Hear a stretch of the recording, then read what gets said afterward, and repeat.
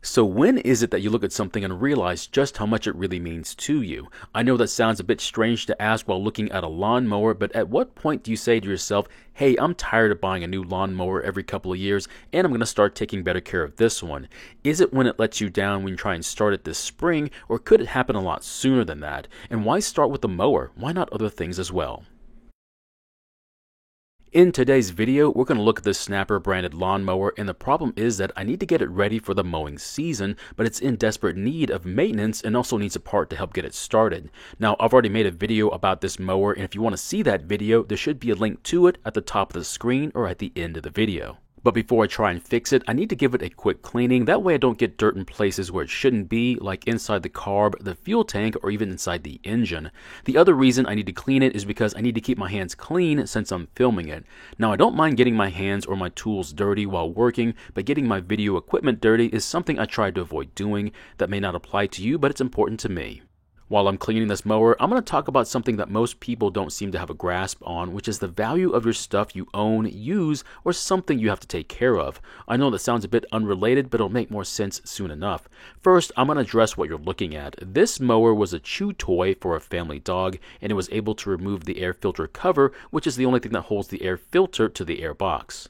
At some point, the air filter did disappear, and for some strange reason, they decided to use the mower without it. Now, the owner of this mower is a certified car person with plenty of experience with modified cars, but you have to wonder why they thought using a mower without a filter was a good idea. Either way, it's here now, and it's my responsibility to try and get it working again. Now, you can see just how much they care about their mower, especially after checking the oil level. If you don't want to add oil to your engine, at least check it once a year, and as you can see, it's low on oil, but at this point, what did you really expect?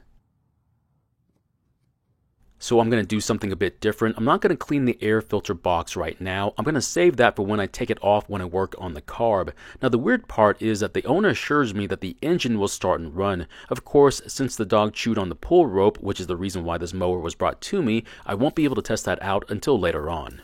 I did get asked a really good question the other day, and it was, do you really need to use a soap, cleaner, or degreaser to help get the dirt and oil off the mower? And to be honest, I've never tried not using a cleaner before, so I'm going to try that right now.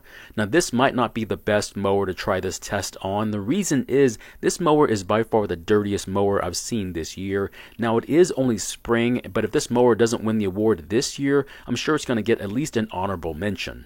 So how in the world did this mower get this dirty? Well, to be quite frank, I'd almost think this was done on purpose. You'd need to go out of your way to get it this dirty. There were leaves on it from the fall, there's dirt caked on around the carb, and also oil and dirt mixed around the engine. You would have to spill gasoline and oil all over the mower, use it in the dirt, and then when you're done, leave it under a tree for years to get this sort of buildup of dirt and oil on it. I'm just not sure if I could care this little for a lawnmower. So here's the deal, I'm not wealthy, and to be honest, I only know a handful of people who are, but if I bought a new mower from a big box store, you better believe that I'm going to take care of it so I don't have to spend hundreds of dollars on a new one in a handful of years. Like I said, I don't know many millionaires, but I'm sure they didn't get that way by wasting their money by neglecting the things they own, so why would you go and do it if you only make an average income then? So as you can see, the dirt and oil are still stuck to the mower, and even though I'm using some medium water pressure, it didn't help out at all. So you might be saying that I should have used a 3000 psi pressure washer instead, and you're right, that probably would have taken more of the dirt and oil off the mower, but at the same time, that pressure could also damage the paint, remove some of the stickers, or worse yet, get some of that water where I don't want it to be.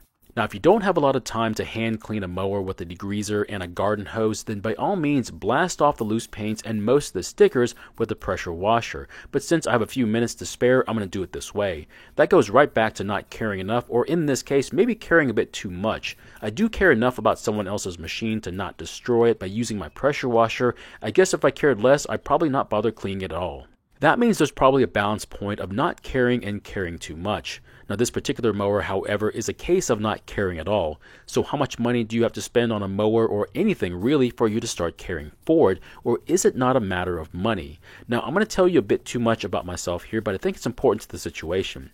If you gave me a used mower that was $500 if bought new for free to have with no strings attached, that mower wouldn't have that much value to me. But what happens if I had to buy that $500 mower with my own money? Well, something really strange happens. If I had to buy that mower with my own money, it would be priceless in my eyes. You couldn't pry it from my dead hands. I had to work really hard for that money, and then I had to use that money to buy something. So you better believe I'm going to take good care of it. So how is that any different from just being given a $500 mower then? I really couldn't tell you, but in my eyes, it just doesn't feel like I have any personal stake or sweat equity in it. So the gifted mower is worthless in my eye, and yet priceless if I had to buy it. I know that might sound strange, but then again, I never said I wasn't. I sure hope I'm not alone when I say that. Now, in my eyes, I earned that mower, and that means I now need to take care of it. That way, it'll take care of what I needed to do. So is it really that difficult to take care of a mower? Unless I've been doing it wrong all these years, I wouldn't think so. Use good quality gasoline, change the oil at least once a year, keep the blades sharp, clean any buildup of dirt when possible, even if that means just using a broom, and the most important one, when something goes wrong, fix it. Now, I'm not talking about anything serious. In the case of this mower, when the air filter cover was damaged, try and fix it or just replace it. Otherwise, you risk losing the air filter, and if you lose the filter, the engine is going to pull in dirt and possibly wear out the engine. I've also seen where the mowing deck has cracked and they didn't even bother doing anything to fix it. So they just let it go until the mowing deck broke to the point they couldn't even push the mower anymore. I would have at least found a way to keep it from getting any worse. So maybe I'm being a bit too critical about another person's ability. Well, I never really thought checking the oil level was all that difficult to do, or at least putting some effort to make sure that things were where they need to be for the mower to work the way it's supposed to. So I'm going to bring up a different piece of machinery this time.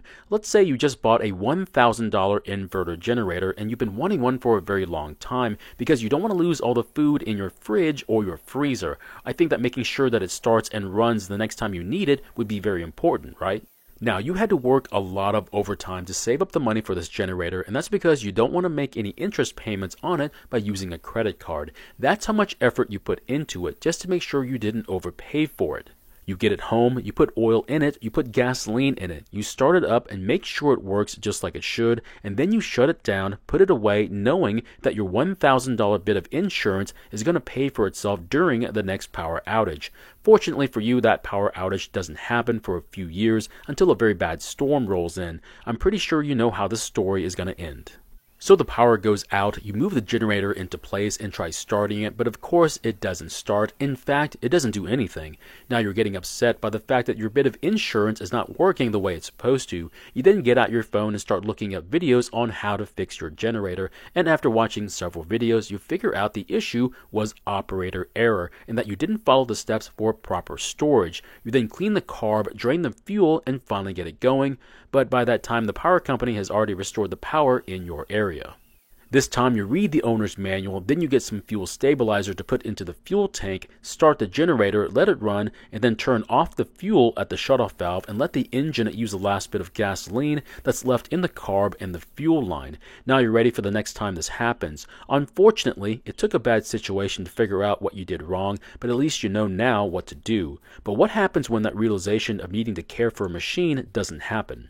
Now, for this example, I'm going to bring up something that most grown-ups should know about, and that's taking care of a vehicle. You'd think after decades of driving, that would be enough to get most people ready to take care of the thing that gets them around town, to either get them to work or for something more interesting, but you'd be very wrong. So for this one, I'm going to pick on myself. That way I can't be accused of picking on someone who can't defend themselves. But as you'll see here in a bit, I'm not going to take it lightly, even when it comes to bringing up my own problems. The most basic car maintenance item for any vehicle is of course changing the oil, and decades ago I had to learn that the hard way.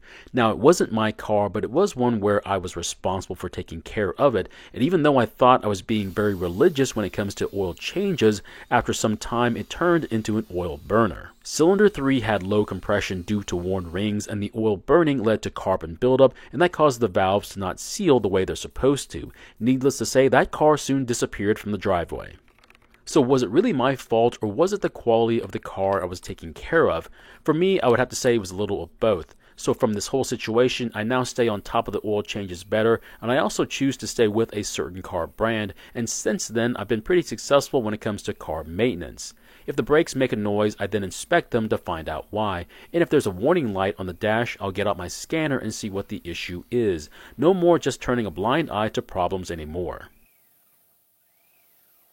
And it makes sense, right? It's my car. It takes me places I need to be or want to be at. So it makes sense that I need to take care of it. So why wouldn't it be any different for a lawnmower then? Is it the cost to replace it, or is it the job it has to do? You don't need to mow your lawn, and if you miss a week or two, eventually you'll get it going again, hopefully before the city gets involved. But if you need to go down to City Hall to answer some questions about your overgrown lawn, at least your car will start and run so it can get you there. Now, to be honest, it's your machine. If you don't want to take care of it, that's your choice, but I'm struggling to understand why you wouldn't want to. That may be a question I have to ask somebody someday. So why don't you care anymore? Now, I do have some ideas as to what the answer might be, but you may not like the answers I came up with. So my first guess would be that there's someone like me who's going to come in and fix it, and that means they can neglect it all they want, and then I'll come in and save the day. I never really thought of service companies like that, but I'm sure other people do. I just try my best, and when the issues get too complicated, that's when a technician steps in. The next guess would be that they simply don't know how to do the basics, and if so, it makes perfect sense, but my last guess is a lot more insinuating. The last guess is, of course, laziness. Now, it could be that they have other things they need to take care of, but I'm going to guess lack of interest would be a better way of putting it. Nothing wrong with being lazy if you have the money to replace stuff, but if you don't, I try to take care of it just a little bit more. In the end, this mower is now a lot cleaner. I don't have to worry about getting any of that dirt inside the engine, but I will say that after I get this mower done and back to the owner, it starts to get dirty very quickly again. More than likely, the next time it has an issue, it's not going to look like this. So my question is, how well do you take care of your lawnmower? And if you say you take good care of it, does that mean you change your oil often, or just when it starts to get dark in color? And when smaller issues come up, does that mean you take care of them right then and there, or whenever you have time? There's no right or wrong answer to this one because it's your mower and you'll take care of it the way you see fit. Thank you for watching. I really do appreciate your time here. Please feel free to ask me any questions about this project or about your own projects, and I hope to see you in the next video.